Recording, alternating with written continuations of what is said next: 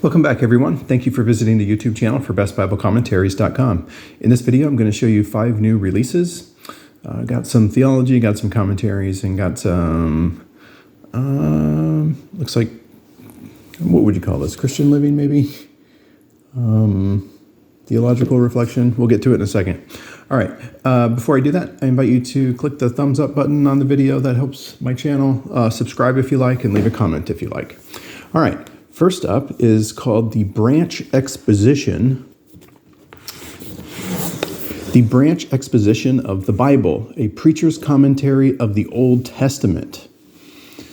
And the cover includes a quote from Martin Luther: "If you picture the Bible to be a mighty tree, and every word a little branch, I have shaken every one of these branches because I wanted to know what it was and what it meant."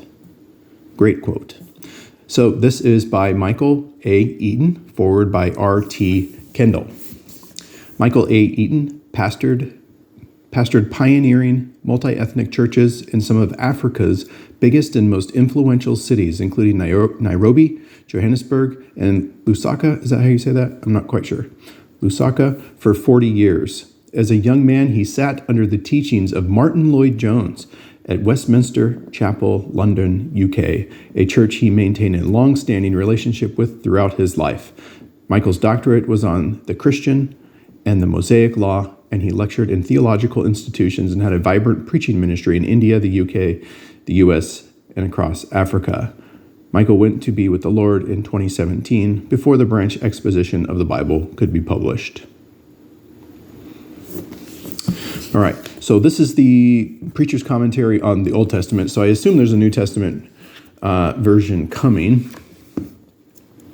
So let's look into this a little bit more. So let's just get an idea of the size. So I think it looks like 2-column. Yeah, so 2-column format, smaller print. So that means it's going to be a lot more information in these pages. So Genesis is about 110 pages, but it's 2-column and smaller print. So it's going to be more information. Might need your reading glasses, but the benefit is more information. Exodus looks to be around 75 pages or so. Let me just jump ahead a little bit here. Ruth looks to be about 15 pages. Psalms looks to be about 200 pages. Isaiah is 120 pages. So anyway, that just gives you an idea of what kind of the nature of the commentary and how in-depth it's going to be. So let's just turn and look at some examples here. So I turned to Genesis 6, 1 through 8, sons of God and daughters of men. And it looks like there's maybe about 5 paragraphs of introductory material. Maybe not that much. Maybe 2 paragraphs of introductory material, and then some explanation on the meaning of the sons of God. Some different viewpoints there. And then Genesis tells of God's attitude to the deterioration. He notices it.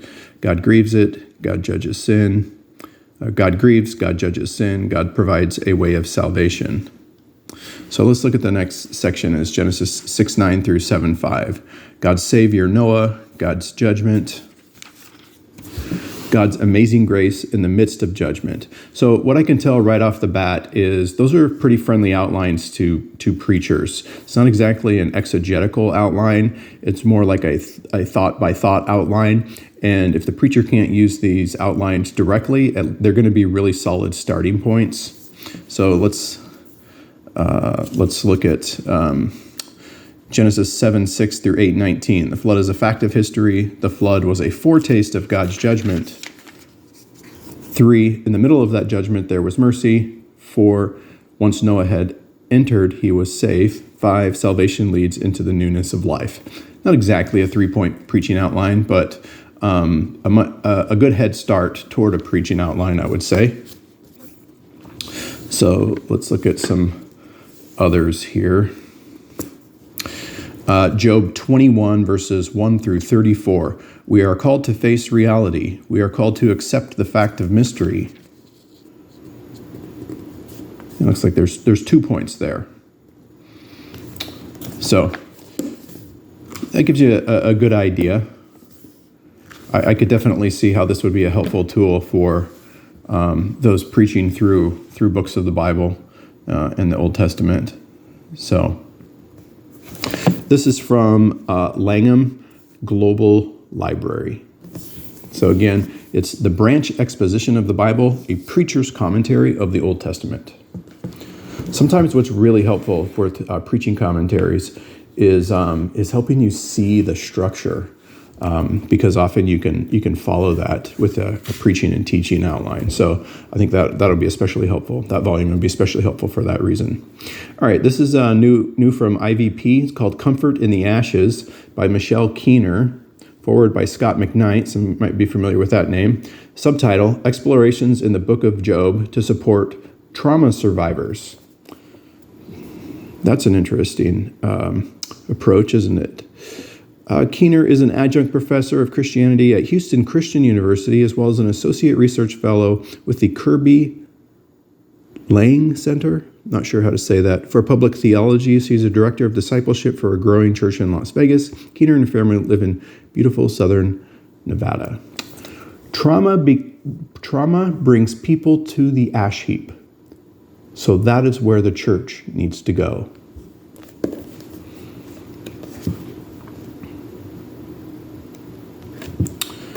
Let's see. Among the blurbs, I recognize Lynn Kohick. Is she now at Houston Christian University? I don't think I knew that.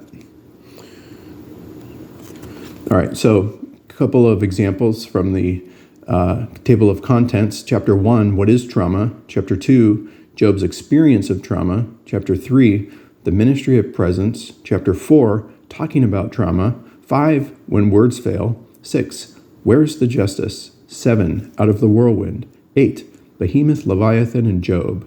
9, putting a shattered world back together. 10, a church of dust and ashes. Very interesting.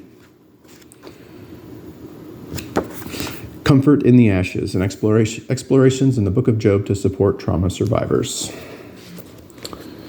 Next up is a new release in the ZECNT series. Zondervan Exegetical Commentary in the New Testament series by Douglas Moo, and this is Hebrews. Douglas Moo is a professor of New Testament emeritus at Wheaton College, written a number of very well-reviewed commentaries, including some of my personal favorites. So if you're familiar with this series, you know the common structure. I think it's like 7 or 8 parts or something like that in each section. Includes a main idea, some theological reflection, which is really helpful to preachers, but it also gives some diagrams of the passage that will help the reader or the preacher or teacher understand the structure. Not exactly like a preaching outline, but more of an exegetical outline that can certainly be the starting point for a preaching outline if you are in ministry. So Moo discusses the Greek, but it's not necessary to know Greek to utilize the commentary and to really benefit from it. So it's very it's a uniform layout for all Old and New Testament volumes in this series. I really like the layout. It's really easy to find things. Unlike, I don't know, the WBC series, which is like a maze. Anyway, story for another day. All right. A new theological release from Kriegel, 40 Questions about the Atonement. I love that they're continuing to put out books on this in this 40 question series. I think it's a very reader-friendly way to talk about these topics, and it's really easy to find things as well. So Channing Chrysler, PhD from Southern Baptist Theological Seminary, is Associate Professor of New Testament at Anderson University and Clamp Divinity School in South Carolina. He is the author of several books, including A Synoptic Christology of Lament. Atonement sits at the very heart of Christian doctrine, describing believers' status as quote, being one again with God through Jesus Christ. It is the culmination of God's work of reconciliation, simultaneously defining believers' relationship with God while also describing how that relationship is restored. So let's look at some of the sections. Part 1, the need for atonement. Part 2, theories of atonement. Part 3, views on atonement in the Christian tradition and world religions. 4, the logic of atonement. 5, the implications of Christ's atoning work. Theories of atonement. Ransom theory, governmental theory, satisfaction theory, penal substitution theory, and there's other ones, Christus Victor, other ones as well covered in there. So those are pretty conventional topics for atonement. Views on atonement in the Christian tradition and world religions. That's interesting. So Catholic view, Orthodox view, Lutheran, Reformed, Arminian. How do non-Christian religions view atonement? That's interesting.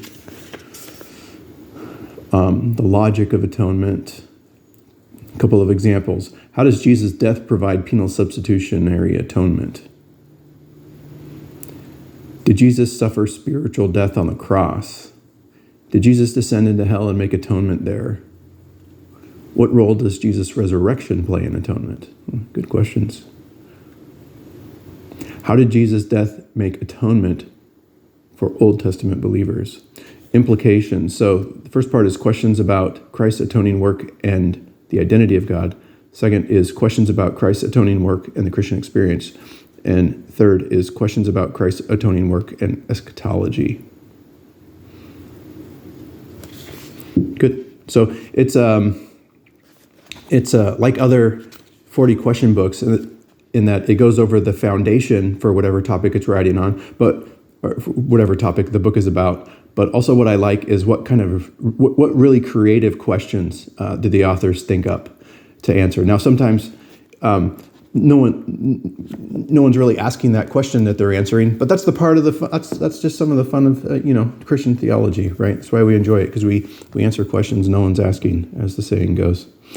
All right. 2 Corinthians by Ben Witherington III. This is part of the Word and Spirit Commentary on the New Testament. So this is a newer series. Series editors are Holly Beers and Craig Keener. Some of you will know that name. Some of you know Ben Witherington as well. So Word and Spirit Commentary in the New Testament. There's not a lot of volumes, and just maybe a couple are out right now. I can't quite remember. Romans by Sam Storms and 2 Corinthians by Ben Witherington. Oh, okay. I thought there was another one. So this is just the second one out now. And this is from Baker.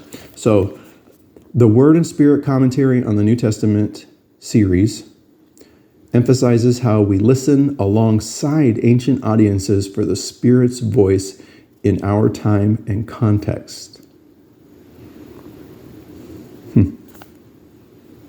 Okay, let's look at the table of contents.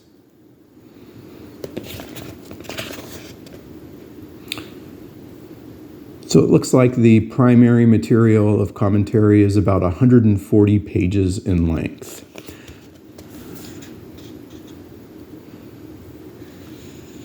So many of the chapters look be between 5 and 15 pages.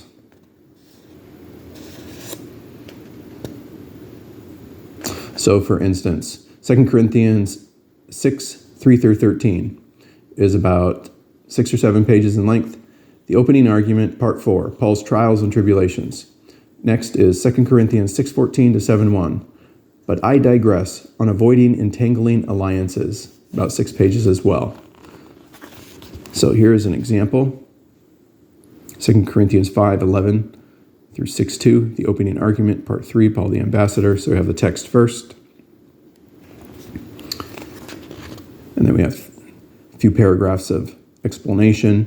We have some insight into biblical background, election, and salvation. Ben Witherington is Arminian, by the way. More explanation.